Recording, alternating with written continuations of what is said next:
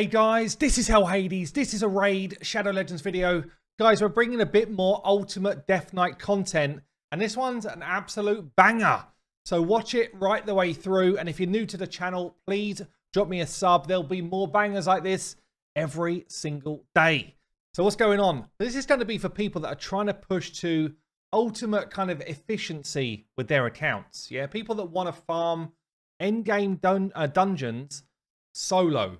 And what that means is you can actually put 4 food champions alongside one champion solo in a dungeon, and you're leveling your champions, you're gaining artifacts, and you're getting the job done all in one go. Ultimate Deathknight, who'd have thought it, can do exactly that.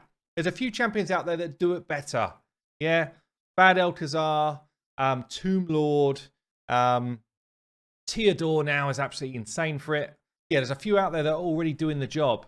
But I wasn't really sure if this was going to be a champion that can do it, but damn, I've been testing it and it is freaking awesome actually. It's really good. It's not the fastest, but it's pretty damn efficient. So this lovely chap has got a couple of skills that make it happen. Yeah, so he's got the ability to put decrease attack on his enemies. Yeah, it just means he's taking less damage. This also hits pretty hard. And because it's an AoE, you're hitting all of the enemies at one go, and I'll tell you why that's important in a second. He's also got shields and self-healing, and the shields are pretty damn decent. Yeah, so they're not crazy, but it's like a 2.5 multiplier on his defense number. So he actually needs a good combination of HP and defense to make this work.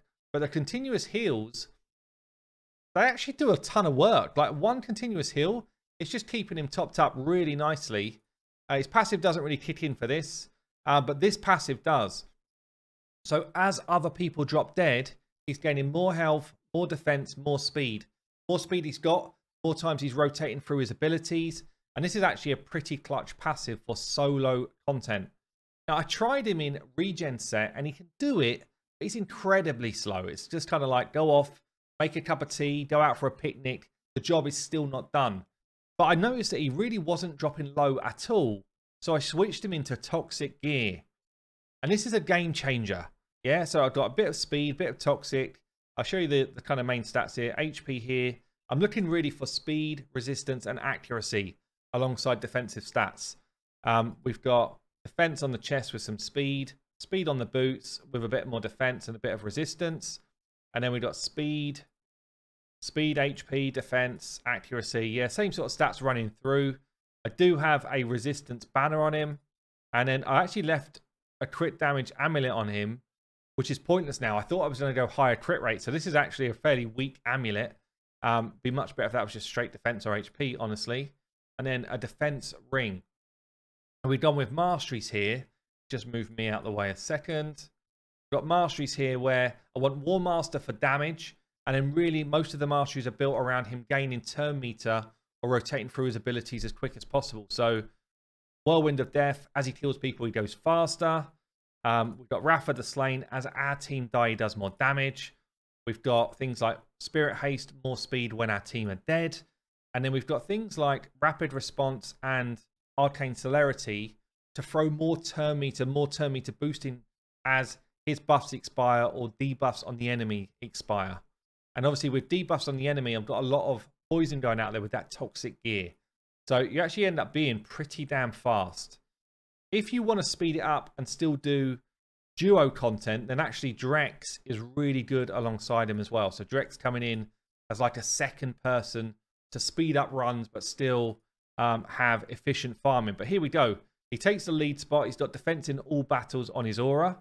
I've got 4 pieces of food here with no gear on at all. He's positive affinity Ice Golem 25. That's generally the first place where he runs. And you can just kind of see how easily he gets the job done here. Loads up a decrease attack on the enemy. Puts poisons out there with his toxic gear. Everyone else is going to start to die. And then really it's then just a kind of like, and let it run. The AoE decrease attack is massive against this boss. And because he's a positive affinity, I mean, he just cruises through.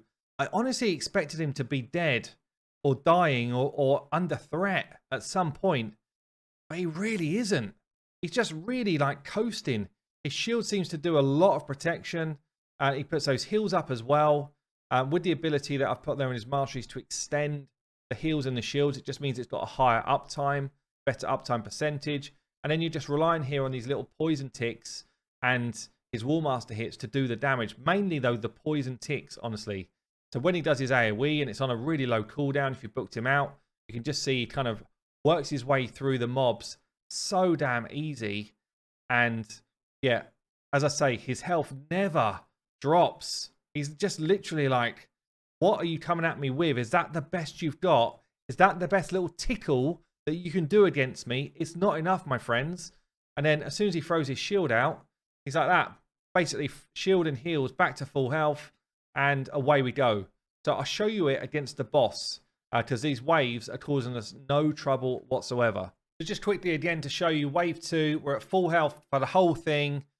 We never look in any sort of threat whatsoever. We're getting tickled all the way home and having a lovely time.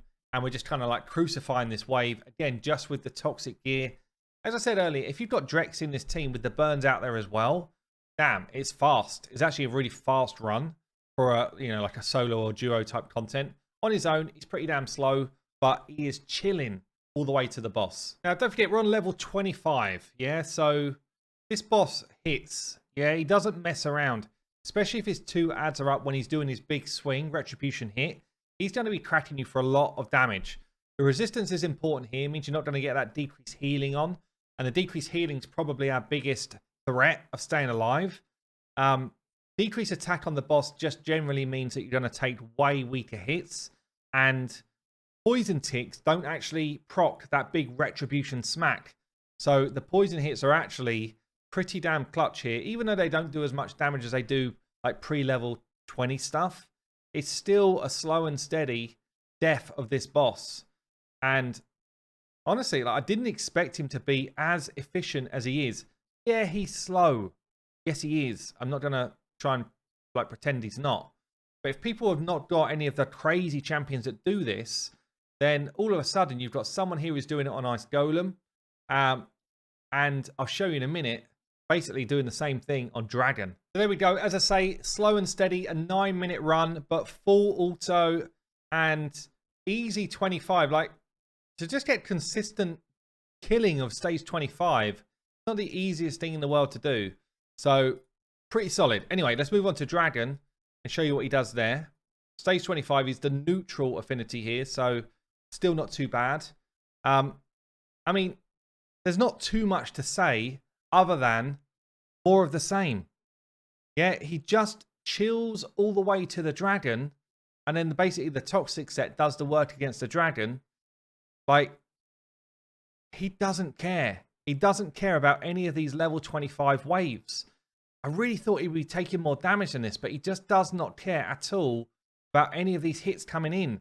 And all you're waiting for is just those poisons to just be ticking over. Looks like I could do with a little bit more resistance, actually, because I'm getting a few debuffs on me with this build. But I didn't want to go too crazy on the build, like doing massive glyphs and that type of stuff, because I know people get emotional if I go too strong with my builds. I easily could put more crit rate, more crit damage into the build, and just speed up the amount of hits that he's doing, or the amount of damage that he does through hits. I didn't want to go too over the top. It's also worth saying that if it works in Toxic set, it actually works in any set, and there might be some good theory crafting or what have you to do, playing around with a big damage dealing Savage set versus Toxic gear. I think Toxic gear will win out, but you might be able to just absolutely smack people with Savage gear and have the same type of effect. But there you go. For waves, super simple. I'll get us onto the boss and show that as well. And you can just get yourself a nice little solo level 25 content with this new free champion. So we get ourselves onto Dragon then, and it's the same as really. We're basically just pumping out the poisons through our toxic gear. We've got our shields going up.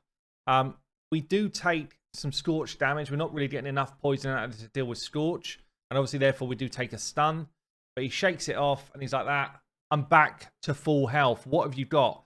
And as long as you're landing enough toxic kind of procs, poison procs, to do a decent amount of damage in a decent amount of time, because Scorch does scale up. Scorch does do more work when you're kind of down to his low health. But so far, it's been 100% for me in this build.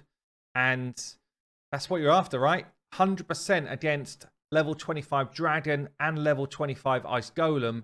Pretty nuts. We're just coming in towards the end here. The decrease attack is pretty clutch. Means that I never really drop below half health. And this is probably going to be it in terms of toxic procs. Is enough. 6 minutes odd solo content whilst you're leveling up your food. You are welcome. And that is probably about as end game as Ultimate Deathknight is going to get, unless we start to see some really niche arena stuff going on or some pretty cool like Hydra stuff as well. But there you go, guys. I've been Hell Hades. I will see you later.